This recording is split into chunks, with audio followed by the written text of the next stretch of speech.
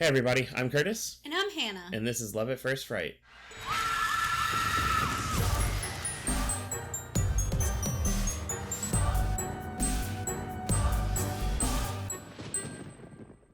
You know who I am.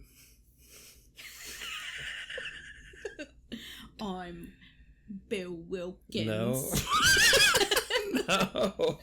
What were you trying to do? I was leading into a new segment that we're doing on the podcast, brand new. I can't wait to find out what it is. It's called the Statham Report. Okay, Statham Report. This is where I watch a Jason Statham movie that has been forced upon us by a streaming service. Right. Usually alone in the dark. You know, the blinds drawn, curtains closed, because I don't want anybody to see my shame. Right. And then I talk about that movie for a very brief period of time. Okay, love it. What's new in the Statham verse? Well, it's kind of old. Oh, okay. Well, I say kind of old. It's like 4 years old. Throwback Thursday. Yeah. It's not even. on a Sunday. Whenever you're listening. It's throwback whatever day you're listening to this on. No, I watched Wrath of Man because it kept auto yes. playing. Hannah and I would keep trying to watch stuff on Hulu, and every single time, it didn't matter what we were watching. Truly, it did not matter what. Mm-hmm. It would try to autoplay a 2021, I think it's a Guy Ritchie movie called Wrath of Man, and it stars Jason Statham. It's because it knows. It knows what I want. We have finely tuned the algorithm. Yeah, and I'm not. Listen. I watch action movies like pretty much all the time. Mm-hmm. I like them. They're kind of a guilty pleasure for me. They're my turn your brain off movies. I pretty much pay attention to like any other movie, and action movies I don't care that much. Right. Like when I go into them, I'm there for one thing and one thing only, and that's the choreographed fights and how cool those are. Sure. And that's it. You know. So anyway, this one not as good. Just put it out. It's not quite as good. Give me a little taste. What's it about? Right at the beginning of the movie, we have these two characters. One guy's like loading an armored vehicle with money, and he's like one of those Brink security guard guys. And he's talking to him, and this is some of the worst dialogue I've ever heard. I can't even really remember it, but it's bad. Like, it doesn't sound good. It sounds like a fake conversation that was like entirely ad-libbed by like two first-time actors. Great. So not good right from the outset. And I was like, fuck, this is like 2 hours. Me, anytime I look at the runtime of a movie. God damn it. No! Anyway. I'm not going to try the entire plot here because that's not what this is about. I mean, the Statham Report's about that, but we're not. This podcast would be too long. Right. Anyway, the basic conceit of the movie is those two guys, their armored truck gets robbed right at the start of it. Mm-hmm. And then the guys, you overhear that one of the burglar guys has killed the two security guards, and he also killed a civilian. And then it like speeds off. And then the next thing we're introduced to is Jason Statham getting a job at the same company that armored truck was for. Let me guess. The civilian was his wife. Wrong. Child. Yes.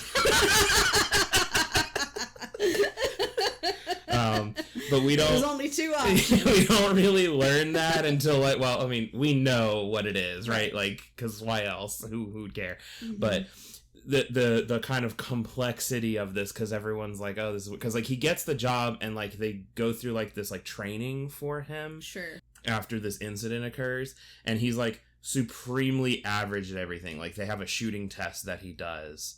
I can't remember the guy's name, but he was weirdly in 2 movies that I watched recently. But he was like an FBI investigator guys from Mindhunter.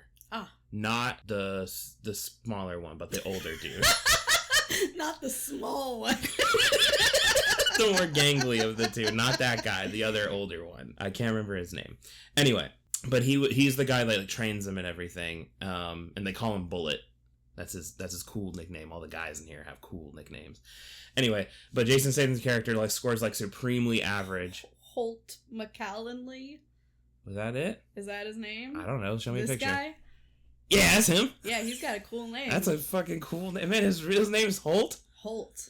They called him Bullet in the movie. That's great. That's sick. Holy shit, that's awesome. Also, he kind of sucks in the movie. I don't know if anyone else will, like, appreciate this the way I do, but the one that you're referring to as the small one is Jonathan Groff. Yeah, that guy. If you've seen Mindhunter and I described not the small one, you knew I was talking about. Oh my god. Everyone was like, okay, yeah, the kind of gangly looking guy, and then and then the other dude. The other guy. Anyway, the other guy, Bullet, Holt, whatever. Mm-hmm. He trains him, and Jason Statham scores like supremely. Like he gets like just past like a 70% on like the shooting and driving and everything to become one of these officers. But then the more of the trucks get hit. Like he's on the job in one of these trucks and it gets hit. But then when it gets hit, he's like expert marksman. He like hunts the dude down or whatever.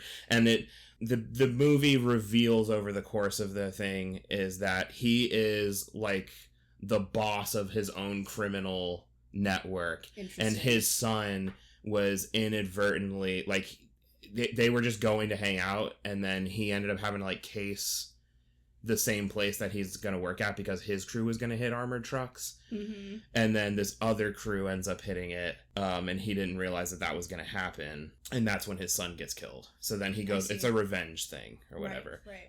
And then we go through all of that. It's fine. Okay. There's a lot of bullets. Mm-hmm. There's some relatively, like, I guess, like, if you're into these kinds of people or whatever, they're in it. Like, Jason Statham's in it, obviously. Holt is in it. Mm-hmm. Love him. Love that guy. Yeah, love that guy. Great work. Jeffrey Donovan is in it. Burn Notice. You ever see that show? I've seen ads for that show. You know, the main guy on it. Okay. Yeah, that guy. All right. I like him and stuff. Sure. It was kind of missing like Timothy Olyphant for me. Mm-hmm. If he would have been in it, great movie. Fantastic movie. Timothy Olyphant's my other, like, I'll watch anything he's in. True. He gets typecast as like a U.S. Marshal, like, a lot. Yeah. Like, a lot. When you find your thing. Yeah, but like, give him other stuff. Like, I love seeing him in that, but he can do other stuff. He is really funny. True. So, like, let him do other things, Yeah. But also, I guess he doesn't have to take the jobs if he doesn't want to do it, so maybe he likes doing it. I don't know. Yeah. You do whatever you want, Timothy Olyphant. I'm not your dad. Do you ever consider that maybe those are the only jobs he's being offered? Yeah, that's typecasting. That's what I'm saying. Don't typecast him. But then you're like, but he can take whatever jobs he wants. Yeah. Like, yeah, but those are the only jobs he's getting. Yeah. So don't typecast him. But also, if that's what he wants to do, then he can do that. Okay. Yeah. I'm saying open it up to him, and then if he wants to keep only taking those, that's great. Yeah. Maybe he loves that. That's what I'm saying. Like, maybe he does love that. Maybe when he was a child, his dream was to be a U.S. Marshal. Be a U.S. Marshal. Just like that. Yeah. And then he got older, and he was like, well, if he can't be a U.S. Marshal, pretend to be play one on TV. Marshal. Yeah. It's kind of like that those who can't do teach. Yeah, exactly. Sort of he teaches how to play a kind of a flawed U.S. Marshal character in any given show or TV or movie or whatever. Anyway, so I did that. I watched a couple other movies by myself. Okay. I'm not gonna go into those. This is the Statham report. Yeah, so I'm not gonna talk about those. Yeah, don't be ridiculous. I was gonna say, like, that guy Holt, Bullet, not the gangly one. Not the small one. Yeah, not the small one. He was weirdly in another movie that I watched, and I did not know he was gonna be in it. He just showed up, but he was also a bad guy in that movie. So he's also been typecast, is what I'm hearing. Yeah.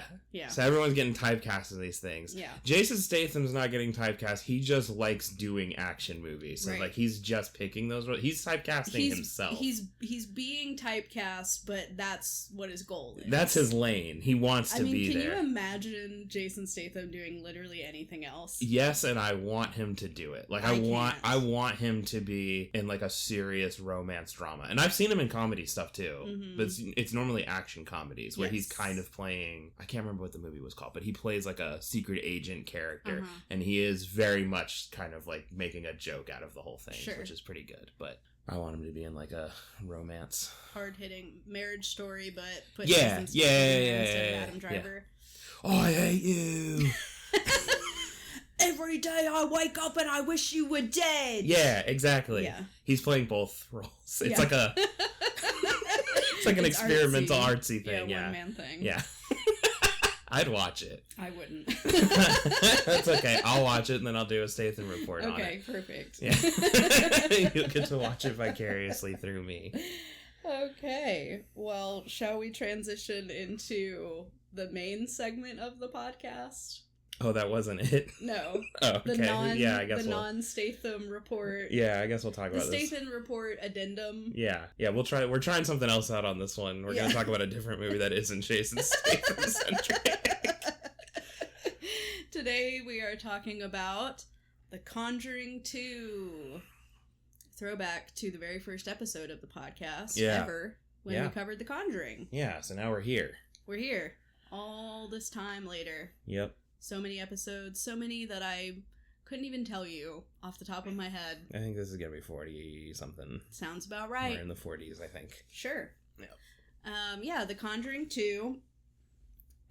Let's go over a little bit about The Conjuring 2. We just watched this last night, and if this isn't an indication about how we feel about the movie, I don't know what is. So get ready. So, it is a 2016 American supernatural horror film. It is directed by James Wan, so they got the goat back. The screenplay is by Chad Hayes, Carrie W. Hayes, James Wan, and David Leslie Johnson. Mm-hmm. It's a direct sequel to The Conjuring, and it was the second installment, I guess. Yeah. Because I think they started doing spinoffs and stuff after this. I think that's correct. I think it goes Conjuring, because Conjuring was 2013, and then 3 years later did The Conjuring 2, and then I think from there, that's when they started doing, like, Annabelle and the Nun and all of that stuff, because there's a whole Conjuring universe now. Yeah, exactly. So, the cast for this one, we, of course, have Vera Farmiga and Patrick Wilson reprising their roles as Lorraine and Ed Warren. Yep. And then we have the family that's been impacted. So we have Madison Wolfe playing Janet Hodgson, Frances O'Connor playing Peggy Hodgson, Lauren Esposito as Margaret Hodgson, Benjamin Hay as Billy Hodgson. We also have Simon McBurney playing Maurice Gross, and Simon Delaney playing Vic Nottingham. There's a lot of people in this movie, but those are kind of the principal players. Yeah. In the story. So. Yeah, we'll like kind of discuss it more in depth. I think right off the top, there's a lot of characters in this. Yeah, it's a big story. Yeah. Was The Conjuring based on a true story? Yeah. So the parents are a real family. Yeah, that's right. It's continuing the trend of based on a true story. Now, obviously, that's up to whether you believe the reports of the people who say they experienced and these then hauntings. Even past that, this is a movie rendition of it, so things are like dramatized and like they're not necessarily actually how things happen. They they made it better for the movie and everything. I think right off the top, one of the problems with this movie is jumping right into the problems. We'll cover like what the movie like is actually about. It's based on a true story of an event that happened in Enfield, England. So we're overseas now. Yeah. And just for a little background, the Enfield hauntings or Enfield poltergeist. Yeah. It's been referred to as UK's Amityville. Yeah. Because it was like their big thing that became this huge media circus in the 70s that everybody was talking about. Yeah. I think part of the problem is we're focusing a little too much on certain aspects of like Ed and Lorraine Warren specifically. Like it's kind of like making them more like superstars. Yeah. Of this whole thing, and also there's way too many fucking characters. There's a lot of characters. There's so many characters, and I hate it. A lot of like character development. And I think what that really means is that the movie suffers from like pacing issues because we have a lot of not necessarily directly related to the case at hand stuff going on. Yeah. We get like insight into Ed and Lorraine's marriage and their family life, and We get a lot with the family as well. The Hodgsons. We get a lot of like, oh, the dad left and they're having a hard time. Yeah. And this kid's got a stutter and he gets bullied at school. And, you know, there's just like a lot of backstory and characterization that really isn't necessary. Yeah. Especially because I would say 3/4 of the movie feels that way. And then the final act kind of just turns into any horror movie you can think of. Yeah. So it's a little bit of whiplash. I will say I like the Conjuring universe. I like the movies. Yeah, I do too. But in my opinion, even though this movie was very successful and garnered pretty decent, you know, positive reviews, it is like nothing compared to The Conjuring. I think it's a huge it's a big step down from The Conjuring. I don't like it nearly as much. Which is not to say I hate it. I've seen way worse movies. Oh, totally. I think, honestly, like, if I had to boil down my main criticism of this movie, it is, as you said, a pacing issue. I think it's over 2 hours long. Yep, 2 hours and 5 minutes. There was a point in this movie where you wanted to get up to, like, get something or whatever. Yeah. And you were like, how long is left in this movie? And I paused it, and there was an hour left. Yep. And until I had paused it, I was about to be like, I think there's only like 30 minutes left in this movie. Right. And so I was like, oh my God. I can't. I was like, this is how? How are we only an hour in? Right. It's crazy. Yeah. Anyway. Anyway, with that said, just to kind of, in case it's been a while since you've seen this, the main story, it takes place in 1977. Ed and Lorraine Warren kind of come out of a sabbatical to go to Enfield, where they meet Peggy Hodgson, who is an overwhelmed single mother of 4, who tells the couple that something evil is in her home. They believe her story when the youngest daughter starts to show signs of demonic possession. And as the Warrens try to help the girl, they become the next targets of the malicious spirit. Yeah. So you have these 4 kids, and at the center of all of the hauntings is Janet, who's one of the middle children. And it kind of starts out slowly at first. She has bad dreams. She's sleepwalking, you know, has a couple of like weird experiences, but nothing that you couldn't write off as just a bad dream or whatever. Right. But it does start to amp up pretty significantly, pretty quickly. Yeah. Where other members of the household are experiencing things, objects moving on their own, knocks at the door and there's no one there, furniture being moved or thrown. Yeah. And it becomes kind of a media circus because they file a police report one night and then that's public record. So then people are like, like a news reporter comes by and like wants to interview them, and then it like skyrockets from there, you know. And basically Ed and Lorraine get roped in because the church has been contacted, but they don't want to officially get involved if they can't have something verifiable as being a haunting. They don't want to get involved in a hoax because it would hurt their, you know, image and credibility. So they send credibility. Their reputation. So they send Ed and Lorraine over, and they're supposed to get some evidence, and that's kind of the bargain that they've made, because Lorraine is like, she's had these visions of something bad that's going to happen to Ed, and so she doesn't want to take on any cases. Right. And the agreement that they come to is, we'll just observe, we'll try to get some proof, and then it'll be in the church's hands after that. We're not going to get overly... We're not doing like an exorcism. We're not right. here to like do anything other than we're basically paranormal investigators. We're going to gather info and then give it to somebody who can actually do something. Right. And there's other players involved. There's like a child psychologist she's like the skeptic of the group. Yeah. And she's sort of rationalizing all of the things as, you know, this is a girl with a troubled home life who... She's seeking attention. She's acting out. You know, kids are really, you know, ingenious pranksters. And, like, at one point they, like, go over evidence in the movie.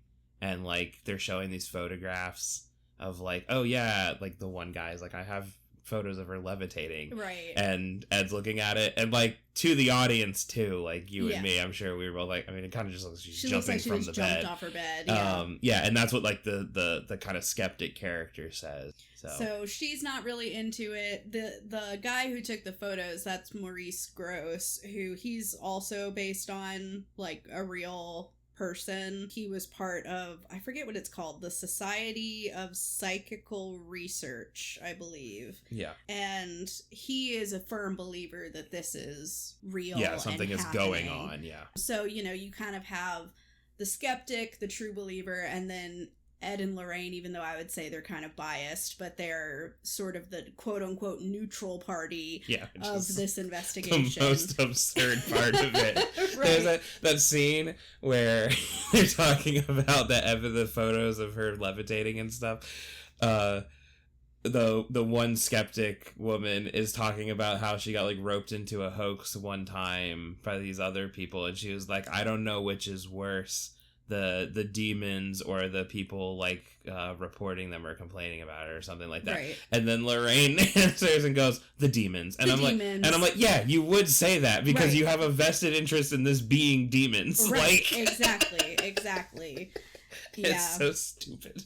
Anyway. It's kind of a lot. But, you know, even Ed and Lorraine, before the climax of the movie, they get video proof of Janet, the little girl, faking an event. You know, she makes it seem like stuff moved around on its own, but then they're actually able to see through a camera that had been placed that she threw the furniture around herself and like destroyed a room.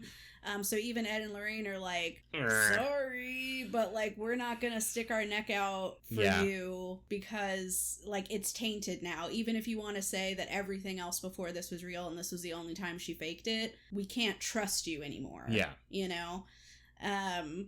So even they kind of bail, though eventually they do. Yeah, they're in the process of bailing. You know, Ed gets struck with this inspiration about, I don't know, the most easily decipherable message a demon or a ghost has like ever put out there.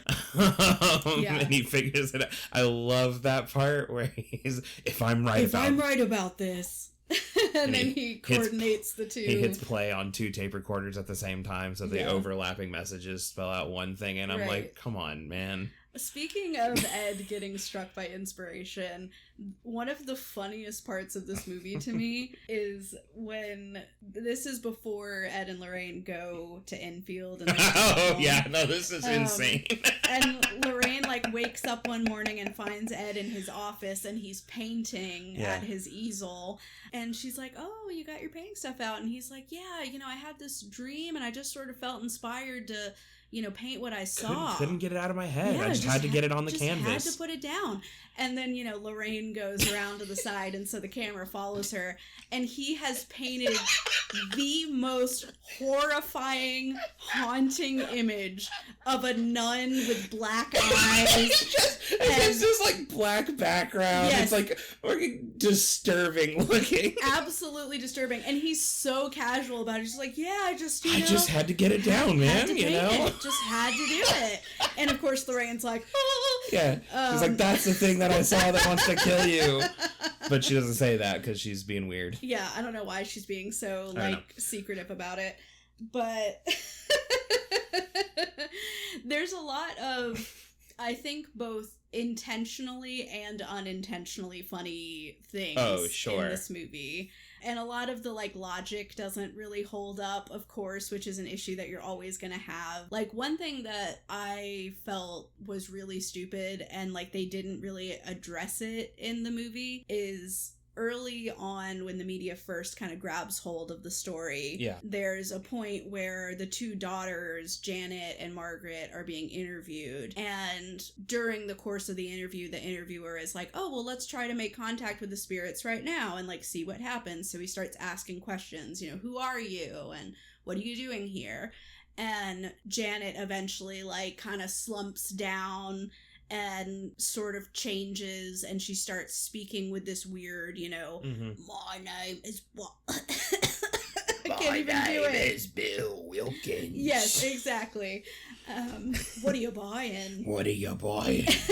Hello, stranger. I love exactly that. I love that guy. But Man, put that guy in the movie. She's talking with this voice and she's answering the questions that, you know, he's asking. Yeah. And then later, when Ed and Lorraine come and they're trying to gather evidence, they want to, like, replicate this thing that they heard about. But they say that they want to make sure that it's not a ventriloquism thing, so they have Janet put water in her mouth and then try to talk to the spirit to see if they can hear the voices without Janet moving her mouth. Mm-hmm. And I don't understand this because in the initial scene, she is moving her mouth. Like, there's no suggestion that it was like a disembodied voice coming from elsewhere. Yeah. Like, she's clearly speaking. Right. And everyone is aware of that. Right. So I don't understand why now they would be like, oh, well, just put some water in your mouth so we can see if it comes from behind you. When, like, that's not like the no, yeah, well, and then the skeptic later, when they're all kind of going over the evidence for and against all of this, points out that, like, I mean, because, like, when they do the water in the mouth test, they're all looking at her, and then Ed's like, would it help if we all, like, turned away? And she was like, I don't know, maybe. Yeah. And so they all turn around, and then, of course, when they're not looking at her, that's when, and, you know, and, like, the camera work is, like, cool, because it is cool. They blur it. Ed's kind of the focus. He's the one, you know, conducting the interview at this point, and he's in focus, and where she is in the chair in the corner is all, like, obscured, but you do see, like, a weird physical change from Janet into this other figure that is now sitting in the chair, and then, like, when they all go to turn back around, it, like, morphs back. So that's cool. The implication being that she is actually possessed, right? Right. And this starts to get into, like, my problem with, like, some of this being the, you know, what happens here. But anyway, the skeptic says, oh, she could have just spit the water out when you all turned around, and then before you turned back around, she put more water in her mouth. Like, there's no, you don't know that because nobody was watching her. They didn't set up a camera to put on her or anything like that. And at the end of the movie, they play the actual recording from when I think the TV interviewer was interviewing her, and Janet does the voice and everything. And so you get to hear what was actually recorded. Interestingly, the recording of that they did if Ed did it at all, when the Warrens did the interview, we don't get to hear that one. Right. And I'm like, so... Right. Yeah. So it's just weird. It's like, clearly she could have faked it, but also, again, she never claimed that the voice would come anywhere but from her mouth. Yeah. So, like, why did we have to do this whole water trick? Yeah. It was so frustrating to me, because I'm like, it would kind of be like if I said the sky is blue, and then you're like, well, in order to prove that, I'm gonna make you fly to the moon. Yeah. And it's like, but that's not relevant to my claim that the sky is blue. Right. It's a totally different issue. Yeah. No, it's, I don't know. I think the case itself isn't as compelling. I think it also kind of, like, Ed and Lorraine shift from the first movie having this, like, organic entry into it where, like, the family is desperate for help. Right. And so they, like, seek them out, and, you know, they don't know who they are, and they come over and they're like, yeah, we'll look at it, but we're not sure about it. And then we discover that, yes, this is in fact happening here through this lens. And in this movie, they're being sent by the church. So now we're, like, looking into this, and I understand that we're trying to set up that, like, the church isn't necessarily fully buying into it. That's why we're sending Ed and Lorraine in and everything. But it kind of shifts to making them these, like, paranormal superstars, and I get that in real life they were pretty, like, famous characters and everything, but that is also surrounded by controversy. Yeah.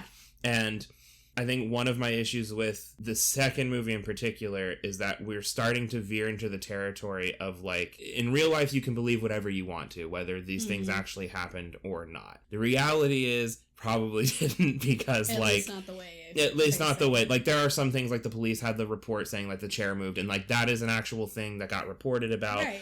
But they bring up in the movie that there are incentives for certain people to have lied about certain things, like the mom having already applied for new housing or something like that. So she has every incentive to lie about this. Right. And, you know, use this as like a media thing to get money in or whatever, you know. But what the movie is doing is saying, no, this is definitely real and happening because Ed and Lorraine's here. And like now we have this like weird story about Valak, this demon character that's now been introduced. It's the nun character. The name is Valak. If you are in the Conjuring universe at all, that's important, like in the other ones, but don't worry about it here too much. And so it seems like it's simultaneously being like this is real and happening, but also this thing about Valak, this weird demon thing, also kind of has to be real, which that didn't happen. Like that's not part of it. That's I don't know. All just fabrication for Hollywood. And the first movie doesn't have any of that. They just show up at a house where, like, again, believe whatever you want to, whether or not the parents were actually being haunted or like whatever. But like they just show up and they solve it, and then they're not being haunted anymore, and they're like, job well done, we're out of here. Yeah. Yeah, I think this one, and I would be curious to know if Ed and Lorraine's screen time, like, skyrocketed significantly in this movie compared to the second one, because it feels like they got positive feedback from the first movie, and so then they were like, okay, we're gonna turn this into Ed and Lorraine Warren fan service of like they're these superheroes who go out and, you know, help people and solve issues, and they're these like harbingers of truth and whatever. Yeah. And I don't like that. Yeah. Like I kind of want them to be a lesser part of this. Like I understand using them and their experiences because they have so much of it documented and because they're well known and people are intrigued by them, having them be a through line to these stories. But I don't necessarily like turning them into these like heroes when they are actually kind of controversial figures. Yes, they're extremely controversial figures. Right. Anybody in exorcisms is a controversial figure. Right. So like it's wild to be like, no, they are the heroes of this. And I'm like, yeah, compared to the demon that's like trying to kill a little girl, sure, anybody's a hero. Right. But, like... You know who the real hero is, though? The real hero of this story is Vic Nottingham, the across the street neighbor. Yeah. Who he's like really present throughout this story. Like guy. When they first decide they need to leave the house because shit really kicks up. Like, they run across the street in the middle of the night. Yep. And this guy goes by himself into the house where they're saying someone is. And he looks at everything and then, like, comforts them and lets them stay the night. And in the big climax, you know, he not only did he fucking drive Ed and Lorraine to the train station, then drove them back, then broke down a door with a little tiny hand axe. I gotta say, he broke down the door with a little tiny hand axe. It took him forever to get through that. It took a while. He's a husky guy, okay?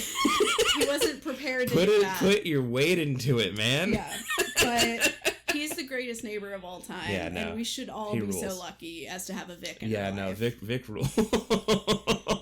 Give me more of him. Where's his spinoff? Yeah. I don't know. It's hard to, I guess, put into words. I really like the first Conjuring. It's a movie that I go back to. I really like watching it. I think it's fun. And it's scary. And it is scary. There's, you know, everyone, especially if you've seen it, but even if you haven't, probably knows of the clap thing. Like, that is an iconic part of that movie. I also feel like they do like a really good job of like setting up in the first Conjuring movie being in that house. Like, they move in, we get to kind of know the spaces, but not like super well, but like well enough that you know like where kind of everything is located, and then things start happening. Whereas in this movie, it's like the house is not that big. So it's not, you don't necessarily get that same sense of disorientation from it, but like also we don't spend a lot of time like getting to know where everything is, and so you still kind of feel disoriented going around it. I don't find the characters as compelling. I don't think that the case is as compelling. To me, it's a lot easier to be like, the kids were just making shit up in this one.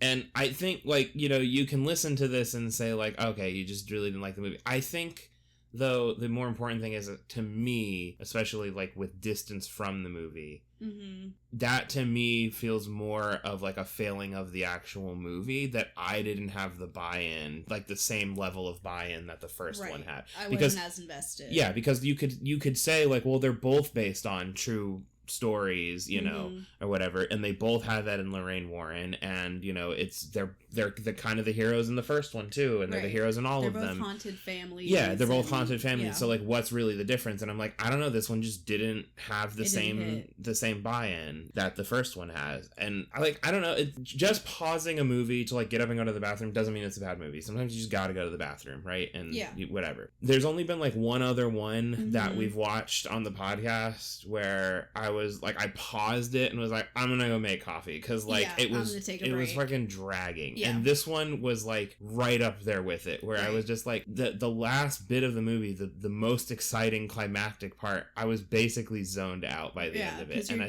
by then. I just don't care anymore. You know, I think one of the failings of this one, especially when you compare it to the first one, is that in both of them, nobody dies. You know what I mean? And, like, that's not necessarily a problem, but we've now done that twice, and we're, like, especially at the end of, like, a over 2 hour slog in the second one, nobody's gonna die. And it just starts to feel like we're just doing the same movie again, and it's, like, not as good, and we're doing this whole Crooked Man thing, which, like, don't even fucking get me started. The visual thing on the Crooked Man is cool because it's not CGI. Strongly disagree. I think the visuals on the Crooked Man look like trash, and it's actually my biggest. If you entirely took the Crooked Man out of this movie, I would bump it up by 2 points. I don't think it's necessary. I think, to me, feels like it's thrown in to just, like, here's another scary thing to go on. So I don't think it's necessary at all. I just wanted to give a shout out because it's mostly not CGI. There are some, like, somehow they made it look, but like it does. CGI. There are some things that do, like, when he first shows up, he definitely looks like CGI. Yeah. And I think it's because of how he's introduced, like, transforming from the dog into the best. But, you know, I don't know. It's just, like, it's not a terrible movie. It's just, like, I don't care that much about it. Yeah. You know, and it sucks because you're coming off of the first one, and I would tell anybody to watch the first one. Yeah. I think another thing that I'll say, just to kind of go over some of the pacing issue, is that in the kind of lead up, we're sort of getting a montage of, like, Ed and Lorraine getting, like, incorporated into the family and trying to give them hope for the future and all this stuff. So we have 3 things that happen in short order. Yeah. And all of them, I was like, what the fuck are we doing? Like, we could have just cut all of this out. Yeah. And then, like, 1, we'd be under 2 hours. So, boom. Yeah, that's and great. 2, like, we wouldn't be completely changing the mood. So we have Ed and Lorraine come to the house, and they're like, oh, we have to bring music into the house, but the record player's not working. So Ed does his Elvis impression and plays an acoustic guitar and plays all of I Can't Help Falling in Love with You, which was just wildly unnecessary and, like, did not need to exist in the movie. But we already have him doing this kind of goofy thing because he's doing the Elvis impression with the lip snarl and the thank you very much and all that. Yeah. And then right after that, we have a scene where they're setting up all the equipment in the house, and he picks up a big, clunky 70s camera that is resting on his shoulder, and he's moving it around, and he goes, wow, it's so light. It's so light and compact. Yeah. And it's clearly supposed to be a joke for us because it's like, it's not light and small. You know, it's a big camera. And then immediately after that, he goes into the flooded basement, and when he opens the door and sees the flooded basement, he goes, bloody hell. Yeah. Which is funny because he's not British. And so it's like, why are we getting 10 solid minutes? It's the Patrick Wilson Comedy Hour. Yes.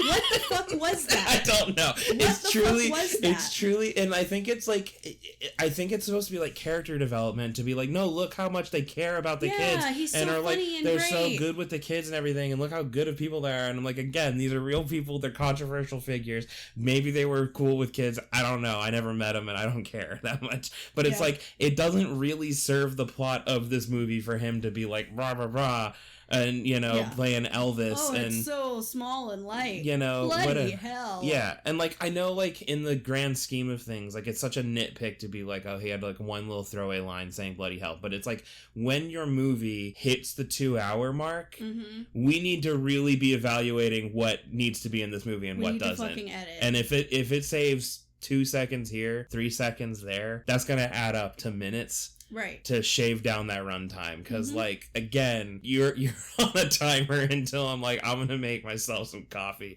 to get through the rest of this fucking thing. I'm busy and I got things to do and I'm tired. Right. Yeah. I do also, I know we've been shitting on this movie a lot. I want to talk about some of the good things. Yes, let's switch gears. Personally, with the exception of The Crooked Man, I know you feel differently. Yeah. I think The Crooked Man is dog shit.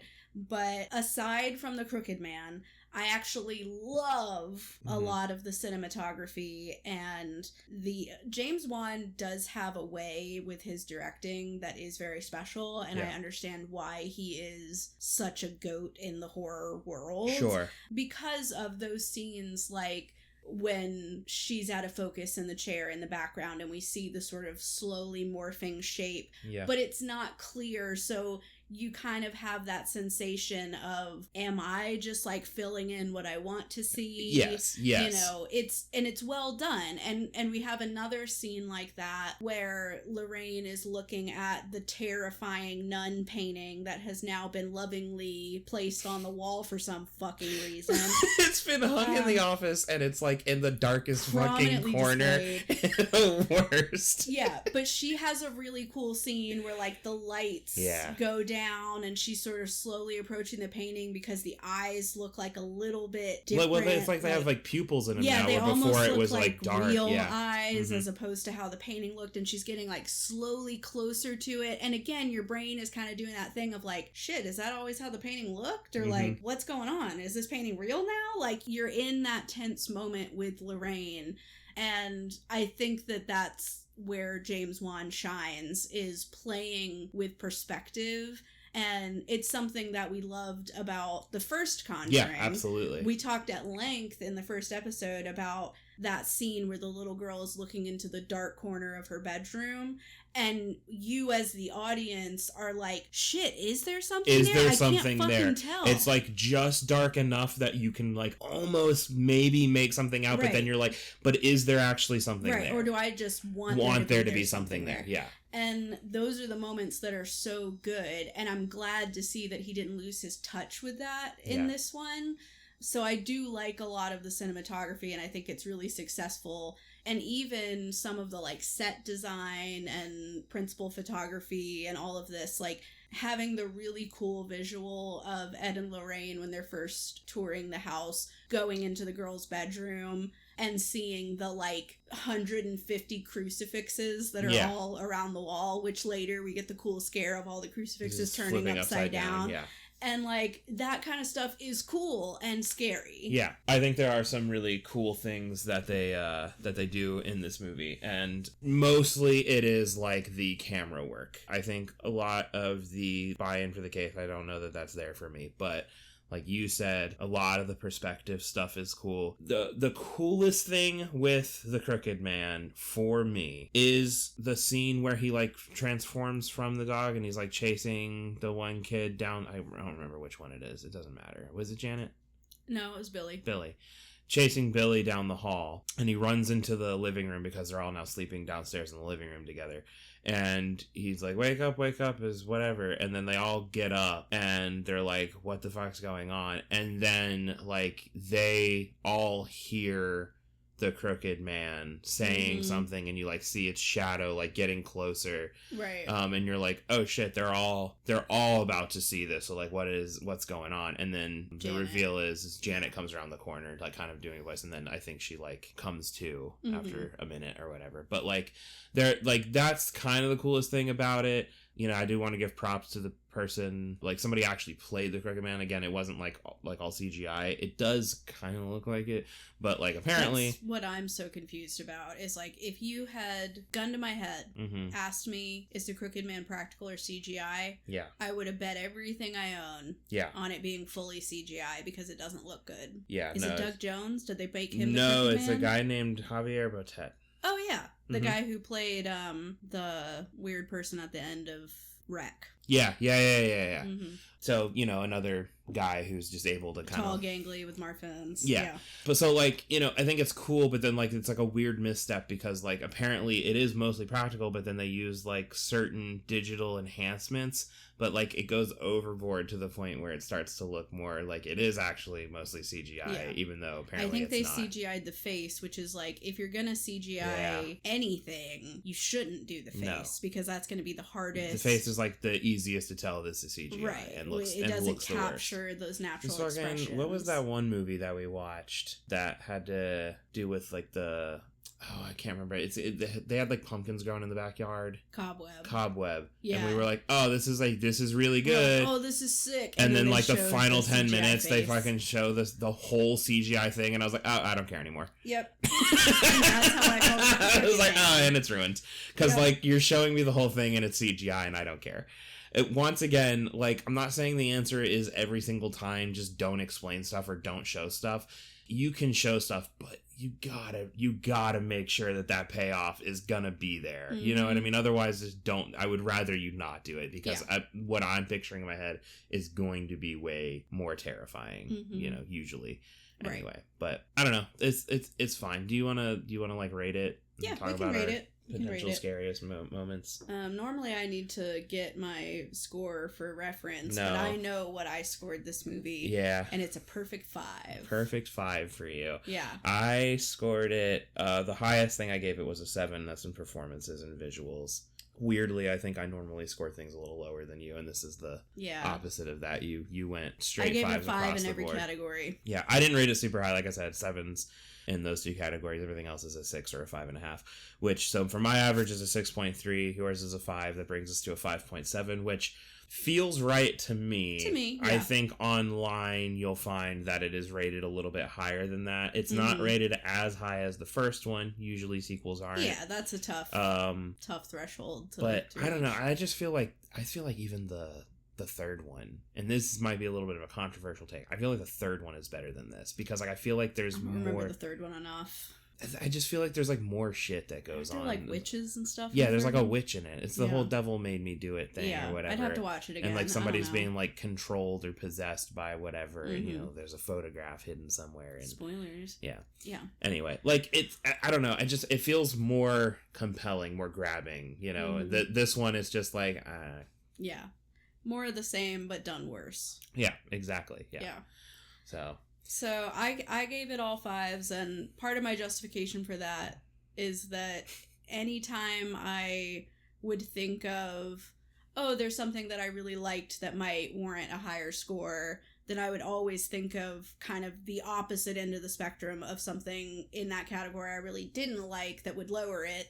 So ultimately, I felt like the most fair thing to do, because I was kind of playing tug of war with myself, was just 5s. Yeah. I did also do the horniometer. Okay. And I gave it a 35 because Ed and Lorraine do have some good chemistry. Yeah, they do. And you know that they've gotten freaky a couple of times. Yep, they had to have. But it's not a very horny movie. No. I was just looking it up. Annabelle actually came out in 2014. So okay. So this was the 3rd installment of the Conjuring universe. And you can see Annabelle briefly in this movie. But I will say, I think, kind of thinking about it, they always, at the end of these movies, have, like, Ed and Lorraine, like, tucking some artifact from whatever in their haunted museum thing that you're not allowed to, like, touch anything in. So I don't know why we have the museum, whatever. Yeah. I think they're protecting the other. Yeah. By creating the most cursed haunted location in the world. So, like, if anything happened, we're fucked. We're so fucked. I don't know, the devil spawns there.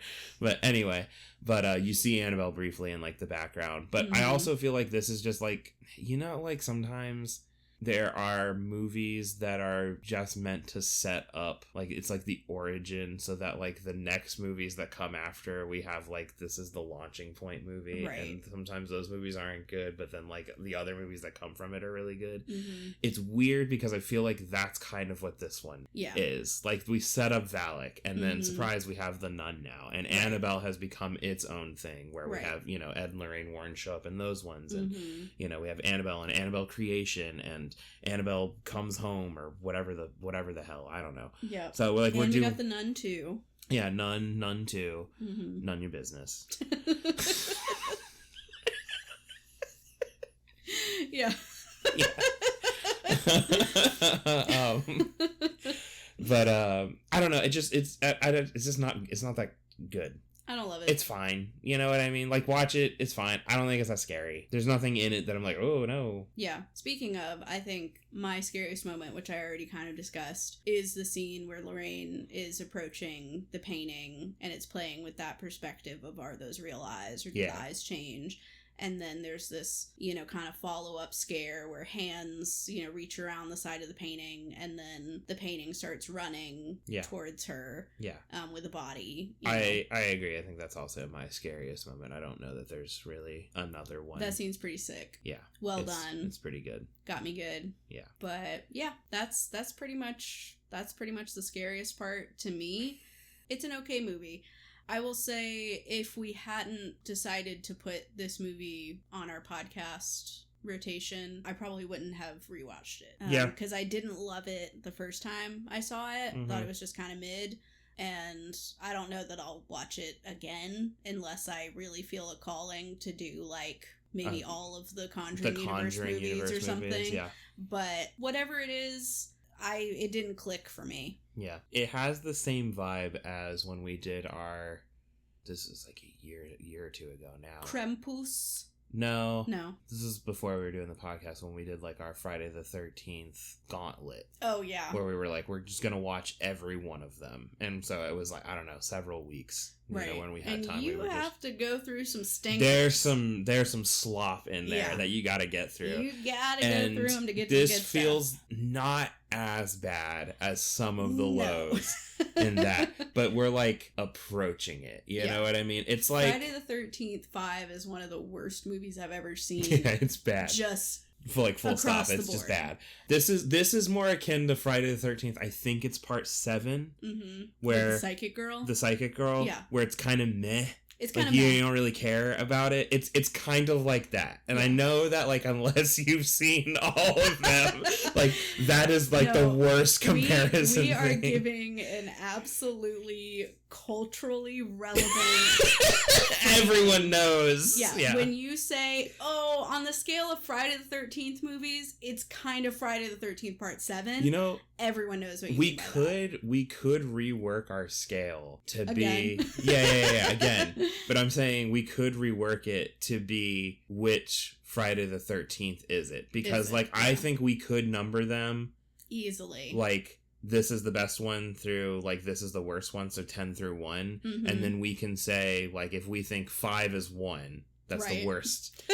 Yeah, I know, this is going to be fun. Stay with us. Yeah, stay with me. Don't fall asleep on me. No, but if we say 5 is the worst one, so that's a 1 on our scale, and then we maybe can say like Takes Manhattan. Yeah, exactly. And then 6 is obviously 10 across the board. Yeah, it's the perfect movie. We can say that this is whatever. I guess 7 would be 5. Sure. Or 5 would be 7. You know, it's somewhere in there. I didn't make the scale yet, so we haven't worked it out. So fucking get off our dick. Calm down. Jeez. Anyway. Maybe now I finally drop the horniometer, which only I care about, and I replace that with which Friday the 13th movie is this the cultural counterpart to? Yeah, exactly. No, I think it could work. It could work. We can just rate every movie on a scale of which Friday the 13th is it. Which vibe. Yeah, which vibe is it? It's more of a vibe than a 1 through 10. Yeah. And nothing else is ever going to get a 10, because Friday the 13th Part 6 is the only perfect movie that's ever been made. Exactly. Anyway. Yeah. So that's The Conjuring 2. When this episode comes out, I believe we're going to have a new Conjuring movie, The Conjuring Last Rites. So should be coming out just after. Soonish. Yeah. Yeah. So, maybe we'll work our way through all the Conjuring movies. We will. We'll get there. Eventually. There's a lot of movies, though, so I'm not... Yeah, I don't know if we want to get into all the Annabelles and all the nuns and all that, but... Chronological order. Yeah. I think we would have We're had to already start, off now. Yeah, we would have had to start with Annabelle, I think. Yeah. Or, no, The Nun, because I think The Nun... takes place back in the day. Yeah, like well before Annabelle. Yeah, back in the day. Can't do that, but yeah. we could still... No, we can't do it in release order either. Fuck. No, yeah, we fucked it all. God, no! No! Oh my gosh. Anyway, if you want to watch like a perfectly mid movie, I don't know, put this on. Or don't put on like any... If you want to see some British people and you want to hear what they call a cigarette. Honestly, no, I don't think anybody... said that. Oh, they say it? Yeah, when the neighbor is going with Peggy downstairs to do the laundry. Oh, yeah. And she's like, she's smoking. And then the neighbor is like, well, I had me share of... when I was a kid, too. Yeah. Yeah. Wow, that's crazy. I didn't even catch it. I was like... Cultural relevant, no, I get it. Keep it all in context. Yeah. No, I get it. It's not... They're not saying anything necessarily offensive. It's just that's what they call them, but whatever. Right. But, like, wild. I just didn't catch it because I was just so fucking over the movie. And that was probably before the first hour mark, I think. Mm-hmm. So. Oh, definitely. Because it was before Ed and Lorraine were even introduced into the situation. But anyway. Yeah. I was going to say, I think it's amazing that we made it through the bulk of this episode. And I only did a British voice kind of right at the start. And you only just now did one. And we didn't do them like anywhere else. That's what we call bookings, isn't it? Circle back around on the bit, Yeah. You know who I am. It's called a callback. I'm Ed Warren. It's Jason Statham. Why is he... Jason Statham is Ed and Lorraine Warren. He's both of them. Yeah, we put him in a wig. Yeah. No, we don't. He's still... Don't put my boy in a wig. Big ass gemstone ring on his index finger and he'll look just like Lorraine Warren. And he's like, "Oh, I'm having a vision, isn't it?" This vision makes me want to punch a demon right in the forehead. The movie would be so wildly different. He shows up and he's just, "Where is he?" And he just starts punching the air. Fucking punching Janet. Get out of her! Get out of her! They point out the chair and he's just fucking dun dun dun dun dun dun dun dun dun. You want what he's having? The ending scene where Valek's in the bedroom, he like kicks the door in and he just walks up to him and just pulls a crucifix off the wall and just starts stabbing him with it. You know who I am? I'm Lorraine Warren. Cuts over, he's dangling out of a window. But he doesn't even, instead of getting saved, he does like a backflip. Oh yeah, no, he fucking nails it. Yeah. Catches Janet a second later. He like later. throws her up in the air. Yep, and then lands in time to catch her. It's a perfect pirouette. Now that I would watch. It'd be a sick movie, man. That would actually be really sick. It'd be so cool. If we ever get a connection to Jason Statham, we have to make him into like a ghost hunter for a horror movie. I think he'd do it, man. If I tell him the climax of this is you're gonna fun with it. Yeah, if I tell him the climax is he's gonna get to beat up a demon, he's gonna be like, hell yeah. Yeah. So he's so cool. That's what we're working towards in life, is getting enough money that we can self-produce a supernatural horror movie starring Jason Statham. Yeah. And he also plays the demon. Yeah. He plays every adult character. Yes. He plays every character. We do that digitally, like, de-aging thing where we make him all of the children, too. What if we did, like, a Muppet crossover? Because that's another thing I'd like to do, is a Muppet horror movie. I get asked this question a lot about, like... we're through the movie now, so we're just having fun. Yeah. I get asked this question a lot about, like, oh, if you could, like, just make any movie, like a Muppet version of it, where you have, like, one human character and then everyone else is Muppets or whatever. And I love these thought experiments about what you would do. I always try to give like the most unhinged answers to that. Right. Like, you know, like Lord of the Flies, but Muppets would be fucking crazy. Yeah, I'm trying to think what a good horror movie but Muppets would be. And you have to have the one human character. Yeah. Halloween, and the one human character is Michael Myers. So he's just going around and murdering Muppets. No, Halloween and the one human character is Dr. Loomis. Oh my god, no, that's pretty good. That's pretty good. The scene where he's in the bushes and the kids go, hey! I'll beat your ass! To like a bunch of Muppets, and they're just like, ah! Yep. That would be really good. That would be great. Saw, but with Muppets. Saw, but with Muppets would be. We can't do the first one though, because there's not enough characters. We have to do one of the ones that has a lot of characters in it. Like I love the idea of getting like 3 to 4 movies through the Saw franchise, not changing anything, and then Saw 5 inexplicably is the Muppet version of it, and then 6 we're back to normal. Yeah, we don't nobody acknowledges it. Yeah, it's canon. So these ideas and more. Yeah. Are you independently wealthy? Do you want to make a dream come true? You could do the first Saw movie. Mm-hmm. You could do all of them Muppet versions. Yeah. Right? The human character in the first Saw movie is, what's the doctor's name? I can't remember his name. Cary Ellis' his character. Ellis, whatever. I can't remember it right now. He's the human character. No, not Leonard. What's his name? Leonard. It's not Leonard. It's not that. I don't remember right now. It's not important. But like, he's the one human character, and you're asking, well, why would you make him the human character? It's so, and this is big spoilers if you've not seen all of them, when his character shows back up 6 movies later. And he's the only one who has a foot to cut off. Exactly.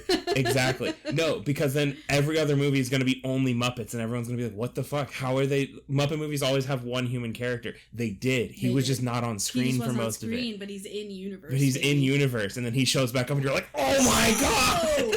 They did it the whole... This somehow turned into a Saw. we have to be permitted to have some fun, okay?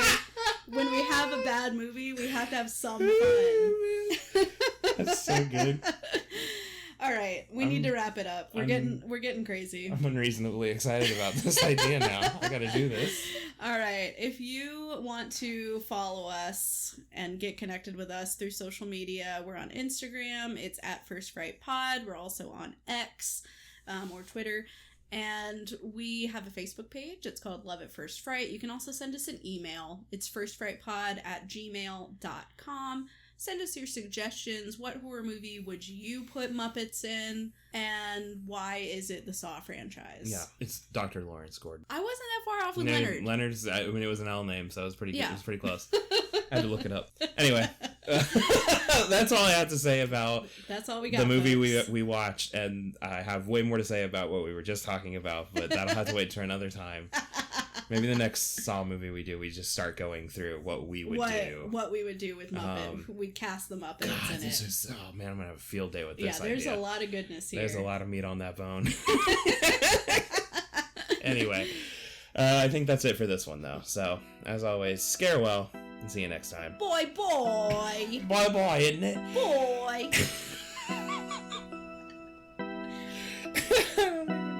Get it out. Get it out. It's truly nothing.